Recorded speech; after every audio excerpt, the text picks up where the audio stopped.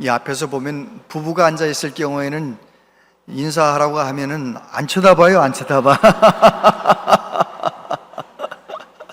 쳐다보시고 한 번씩 축복하는 말이니까, 인사하는 말이니까 다음 주부터 잘해 주시기를 바랍니다. 19세기의 선교의 영웅이라고 불리우는 사람들 중에 중국 내지 선교를 개척했던 중국 선교의 아버지 허드슨 테일러 이야기입니다. 허드슨 테일러 선교사님 같은 영적인 거장이 좌절하기도 하고 낙심하기도 하는 거예요. 자기 자신에게 실망해서 중국 사역자들에게 자꾸 화를 내는, 자꾸 중국 사역자들에게 화를 내는 자기 모습을 보면서 내가 왜 이럴까? 새벽에는 그렇게 하나님 앞에 오늘은 안 넘어져야지 결심을 하며 기도했는데 하루를 지나놓고 보면 또 넘어져 있고 또 넘어져 있고, 그래서 스스로 나 같은 인격과 나 같은 믿음이 어떻게 예수님의 복음을 더 전할 수 있을까? 그런 마음으로 좌절하고 낙심하고 주저앉아 버린 거예요.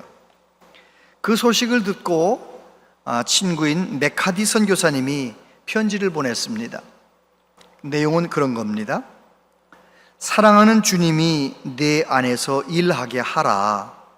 스스로 애쓰고 고둥대지 말고 주님 안에 거하라.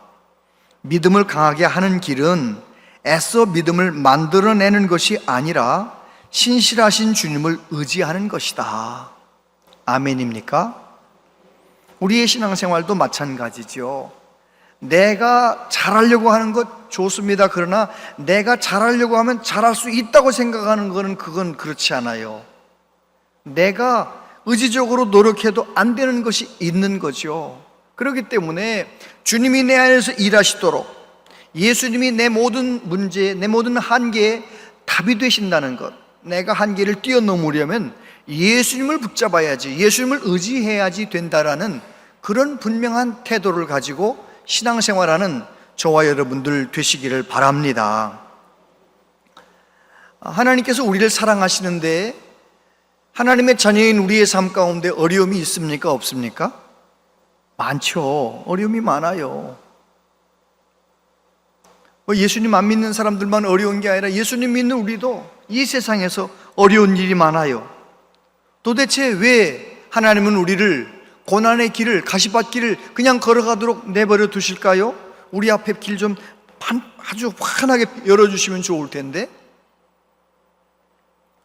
여러분, 그것은 그 고난을 통하여 우리들이 더 좋은 믿음의 사람, 더 멋진 하나님의 자녀가 되도록, 그런 자녀로 세우시기 위하여 고난을 허락하시는 거죠. 프랭크 루박이라고 하는 필리핀 선교사님이 권능의 통로라는 책에서 이런 말씀을 하셨어요.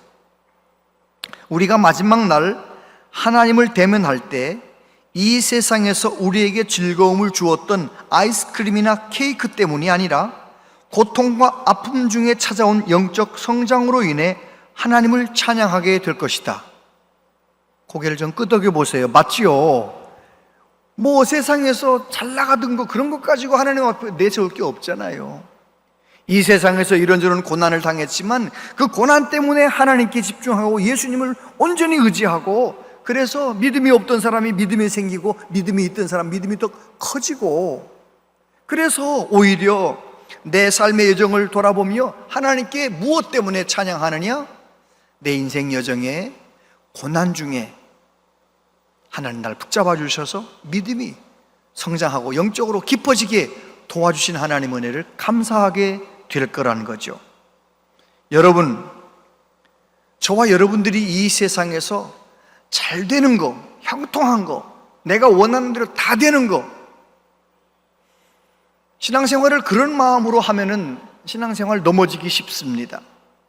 그게 아니고 예수님을 닮아가는 거, 영적으로 성장하는 거, 믿음이 깊어지는 거, 그쪽으로 늘 목표를 세우고 나아가면 어떤 상황에서든지 우리는 더 좋은 믿음의 사람으로 세워지게 되는 것이죠.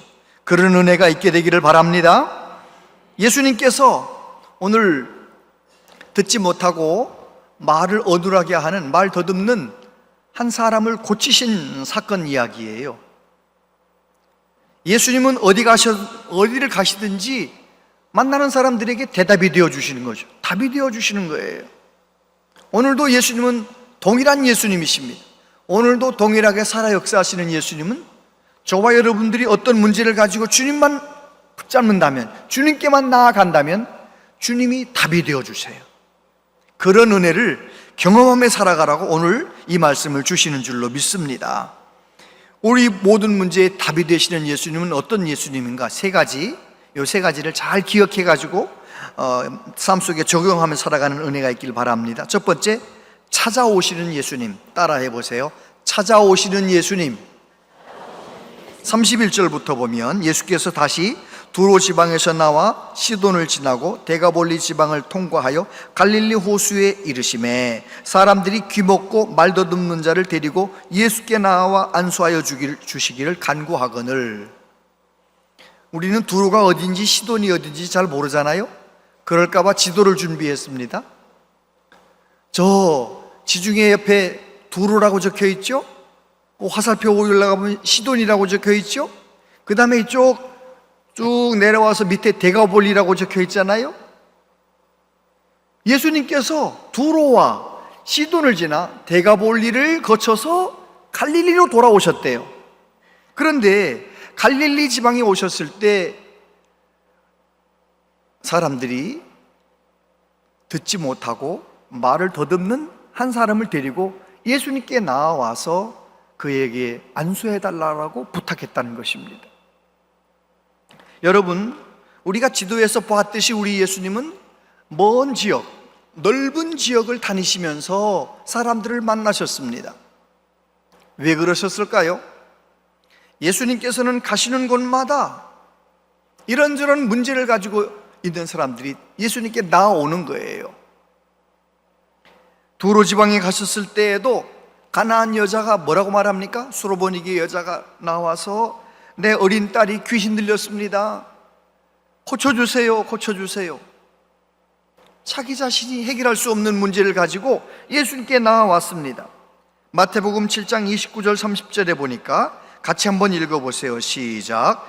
예수께서 이르시되 이 말을 하였으니 돌아가라. 귀신이 내 딸에게서 나갔느니라 하시매 여자가 집에 돌아가 본즉 아이가 침상에 누웠고 귀신이 나갔더라. 예수님께서 그 여인과 대화하다가 그 여인에게 믿음이 있는 걸 보시고 어떻게 하십니까? 내 딸에게서 귀신이 나갔다.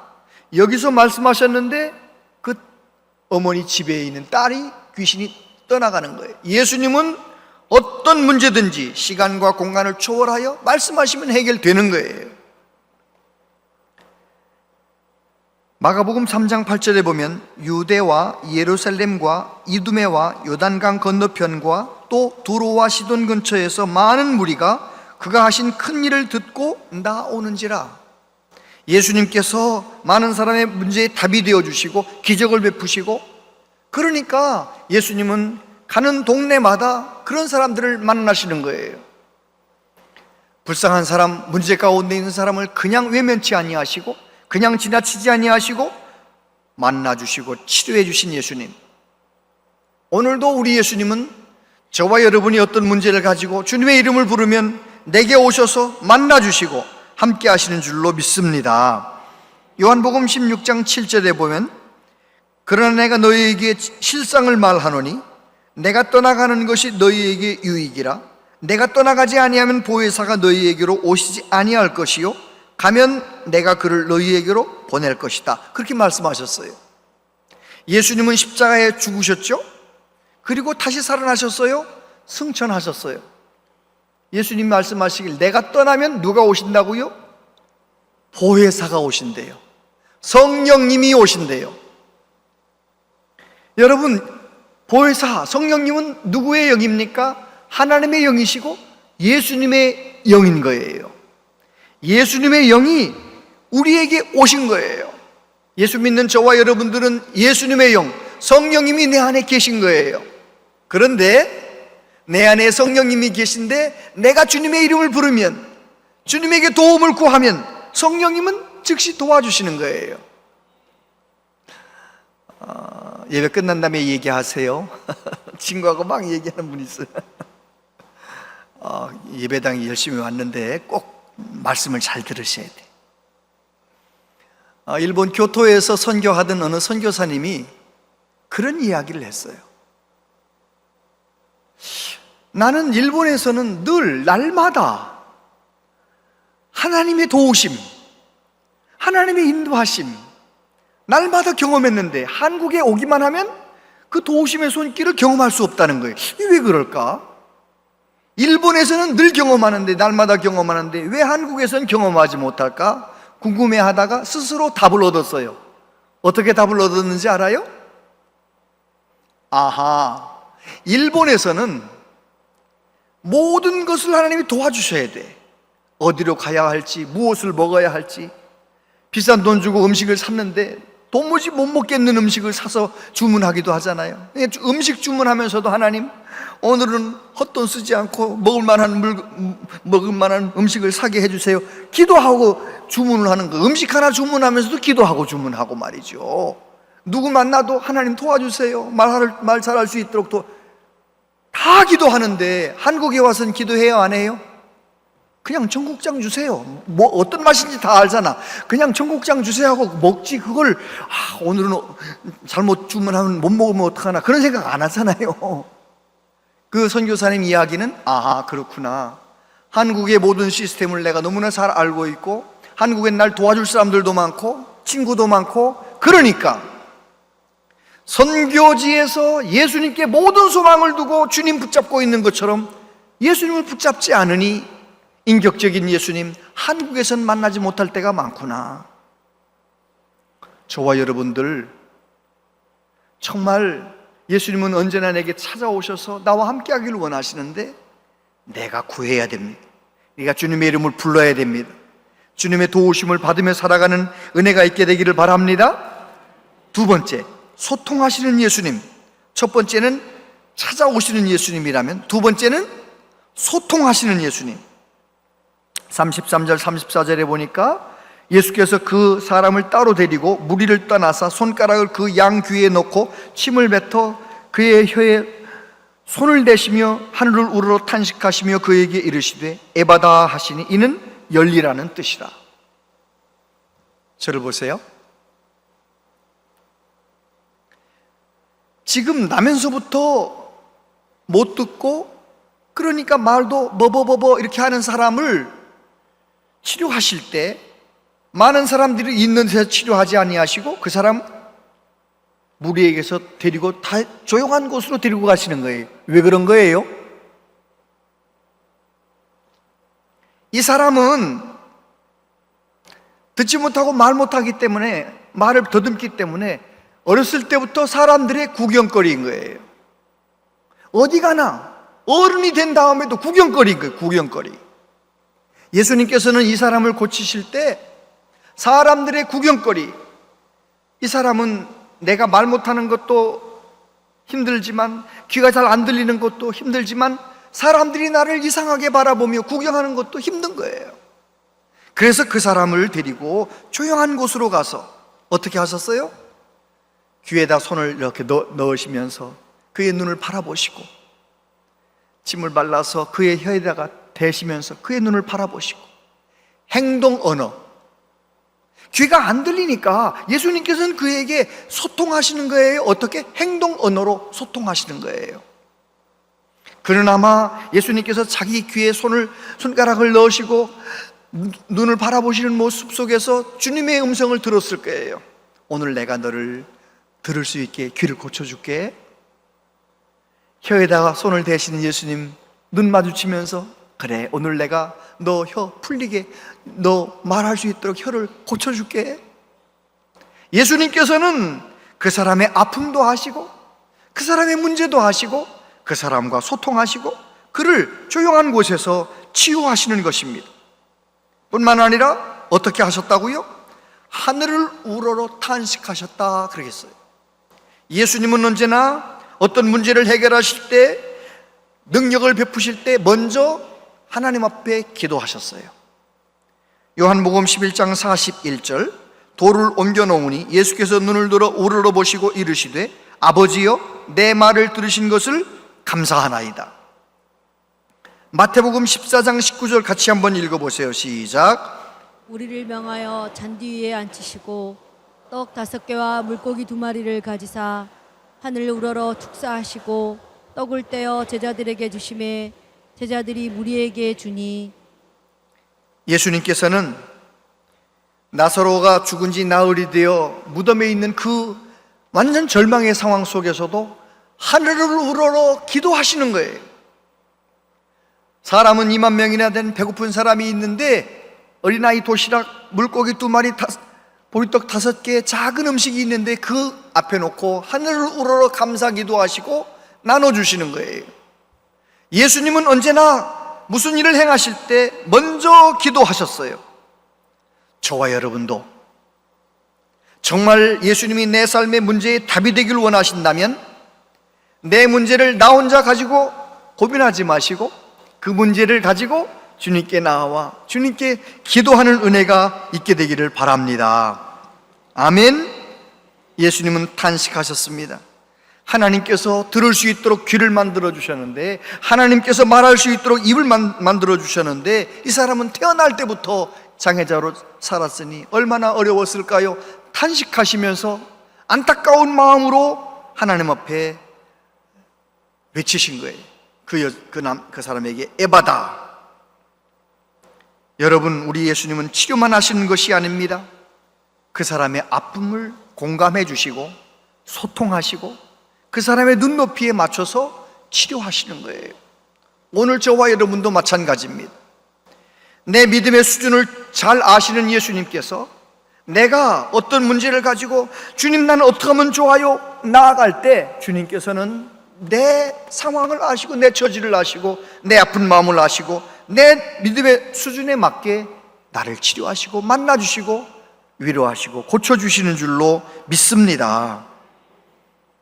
내 문제에 답이 되시는 예수님, 첫 번째가 어떤 예수님이라고요? 찾아오시는 예수님. 두 번째는 소통하시는 예수님, 공감하시는 예수님. 세 번째는 해결하시는 예수님. 35절 이하에 보니까 그의 귀가 열리고 혀가 맺힌 것이 곧 풀려 말이 분명하여졌더라. 예수께서 그들에게 경고하사 아무에게도 이르지 말라 하시되 경고하실수록 그들이 더욱 널리 전파하니 사람들이 심히 놀라 이르되 그가 모든 것을 잘하였도다. 못 듣는 사람도 듣게 하고 말 못하는 사람도 말하게 한다 하니라. 저를 보세요. 예수님께서 그 사람과 소통만 하고 공감만 하신 것이 아니고 하나님 앞에 기도하고 탄식하시면서 에바다 선포하신 거예요. 열려라. 예수님께서 명하시니까 어떻게 됐다고요? 귀는 열렸대요. 듣게 됐어요. 말도 혀가 풀려서 말을 똑바로 하게 되었대요. 여러분, 우리 예수님이 말씀하시면 그대로 되는 것입니다. 예수님은 하나님이시기 때문에 빛이 있으라 하면 창세기 1장에 보면 빛이 있는 거예요. 날짐승들 새 날아라, 새가 생기는 거예요. 새가 나는 거예요. 해와 달아 별아 생기라 말씀하시는 대로 되는 거예요. 여러분, 오늘도 그 예수님이 바로 우리의 예수님인 줄로 믿습니다.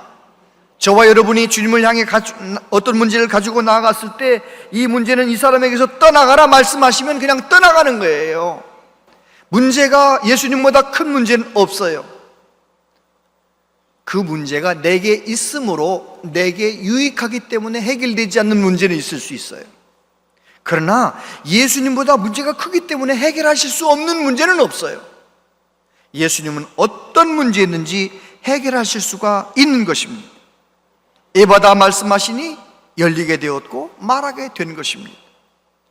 하나님께서는 이사야 선지자를 통하여 그렇게 말씀하셨어요. 이사야서 35장 5절 6절 같이 한번 읽어보세요. 그때에 맹인의 눈이 밝을 것이며 못 듣는 사람의 귀가 열릴 것이며 그때에 저는 자는 사슴같이 뛸 것이며 말 못하는 자의 혀는 노래하리니 이는 광야에서 물이 솟겠고 사막에서 시내가 흐를 것임이라. 아멘. 그때가 어느 때입니까? 예수님보다 700년 전에 먼저 살았던 이사야 선지자에게 그때 700년 후에 예수님께서 오시면 어떤 일이 일어나느냐? 보지 못하는 맹인이 눈을 열려 보게 된다는 거예요. 듣지 못하는 사람의 귀가 열리게 된다는 거예요. 말 못하는 사람이 하나님께 찬양하며 말하게 된다는 거예요. 걷지 못하던 사람이 걸어가게 된다는 거예요. 춤을 춘다는 거예요. 여러분, 우리 예수님은 그렇게 일하셨고 오늘도 그렇게 일하고 계십니다. 그 예수님 앞에 내 모든 문제를 맡기며 믿음으로 내 문제의 답이 되신 예수님을 경험하며 살아가는 우리 모두 되시기를 바랍니다. 한나호라고 우리나라에 선교선이 있는데 그 한나호 배가 해외 선교를 마치고 한국으로 귀국하다가 바다에서 태풍을 만난 겁니다.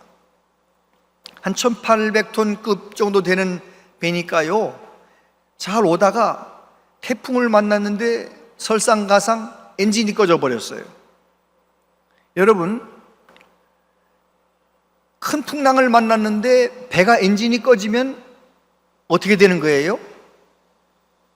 이거는 떠내려가다가 침몰하는 거예요. 기관장 선교사님이 기관을 어떻게든지 엔진을 살려보려고 얼마나 땀 흘리며 노력했는데도 안 되는 거예요. 그 소식을 들은 젊은 선교사님들, 한 60명 정도의 선교사님들이 같이 배를 타고 있거든요.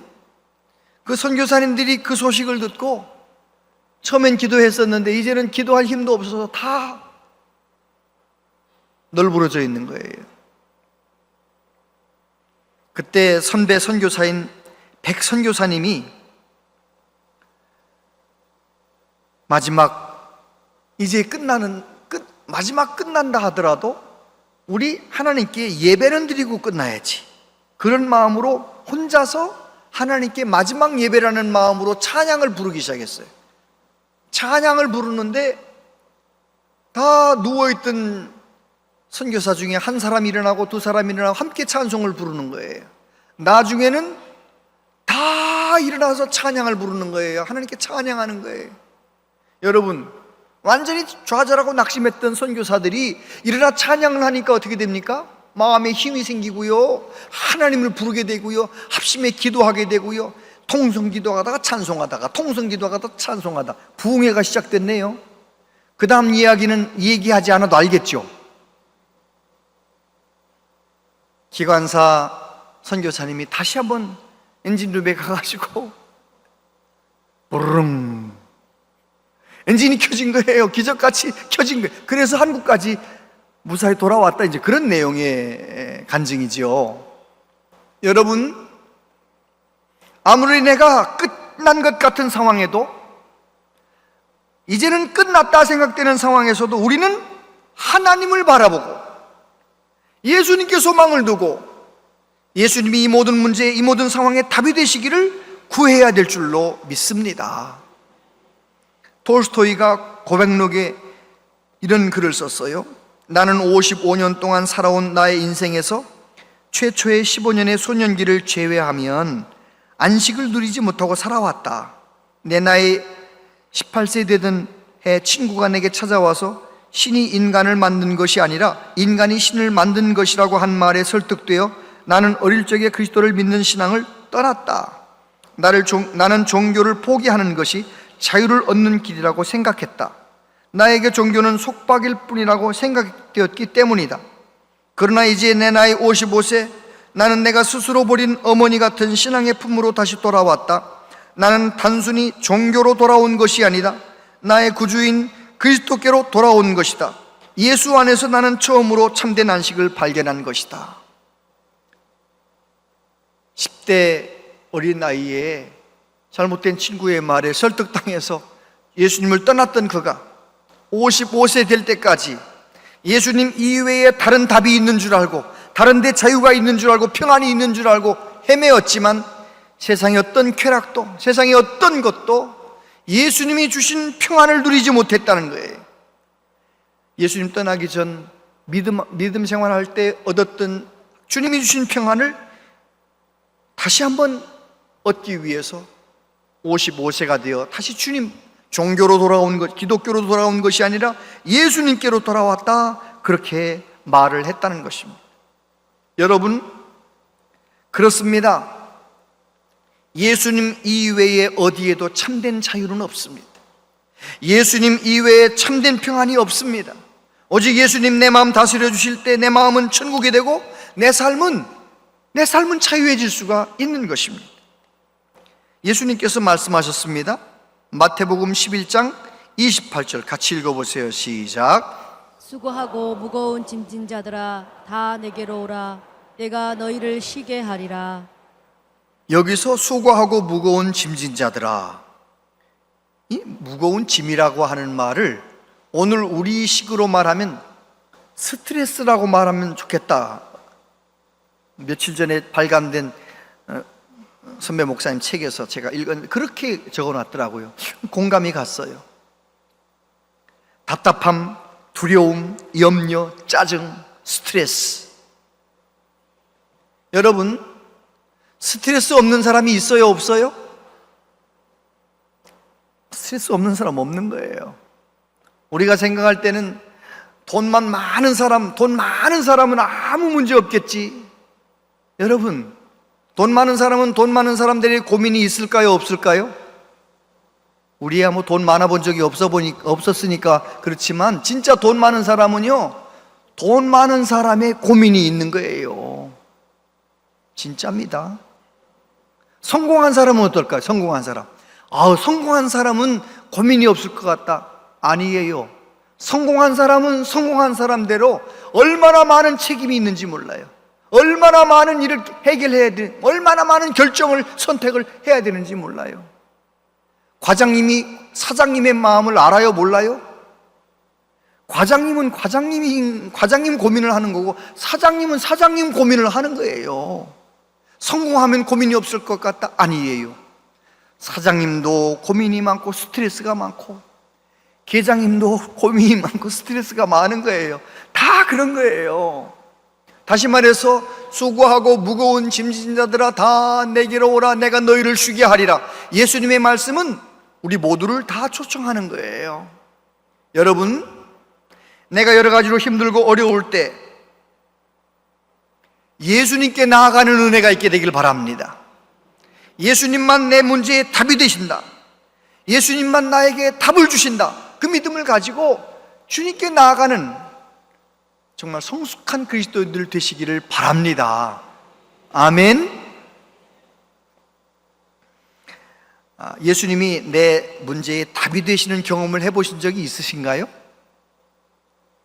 저는 목회를 한 37년 했기 때문에 수도 없이, 헤아릴 수 없이 경험했습니다. 성도들이 정말 어떻게 저런 기도 제목을 가지고 있었나, 그런 기도 제목을 얘기하거든요. 그러면 또 그 답답한 그 간절한 마음으로 나도 같이 기도하고 그분도 기도하고, 그럴 때 주님이 답이 되어 주시더라고요. 해결되지 않을 것 같았던 문제들이 해결되더라고요. 여러분, 예수님이 내 모든 문제에 답이 되시는 것을 경험하시게 되기를 바랍니다. 아이들은 뭐가 먹고 싶을 때, 뭔가 가지고 싶을 때 누구한테 갑니까? 아버지나 엄마한테 가죠? 뭔가 먹고 싶어, 짜장면이 먹고 싶어, 그러면 엄마는 짜파게티라도 끓여줄 거고 아빠는 중국집에 데리고 갈 거 아니에요. 그러니까 어떤 뭔가 먹고 싶으면 엄마 아빠한테 가는 거예요. 왜 가는 거예요? 경험했거든요. 내가 문제를 가지고 나아가면 그 문제에 답이 되어 주실 엄마 아빠가. 저와 여러분도 마찬가지입니다. 교회는 다니면서도 문제를 나만 해결하려고 하고, 나의 힘으로만 해결하려고 하고, 세상의 방법으로만 해결하려고 하고, 그러지 마시고, 이젠 어떤 문제를 가지고 어떤 문제 때문에 힘들고 너무너무 어렵고 답답하면 그 문제를 가지고 예수님께 나아가시게 되기를 바랍니다. 힘들거들랑 성경을 펼치세요. 시편을 펼치셔서 수리내서 읽으세요. 하나님은 이렇게 문제 가운데 있는 나에게 뭐라고 말씀하실까? 말씀을 읽으시고, 문제 가운데 있을 때는 그 문제를 가지고 고스란히 나는 문제가 많아 너무너무 괴롭지만 주님이 나와 함께 하시기 때문에 나는 괜찮습니다. 주님이 나와 함께 하시기 때문에 나는 괜찮습니다. 한번 그렇게 울며 기도해 보시라고요. 진짜 괜찮아집니다. 문제가 떠나갑니다. 아멘.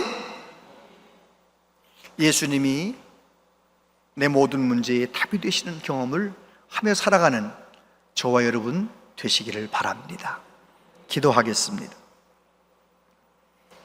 우리 예수님은 오늘도 살아 역사하시는데 그 예수님, 그 능력, 그 사랑 내게 찾아오시고 나와 소통하시고 내 마음을 알아주시고 내 문제를 해결하시는 그 예수님을 나의 예수님으로 경험하며 살기를 원합니다. 믿음 더욱 주옵소서. 기도의 사람, 말씀의 사람 되게 하여 주시옵소서. 예수님 이름으로 기도하옵나이다. 아멘.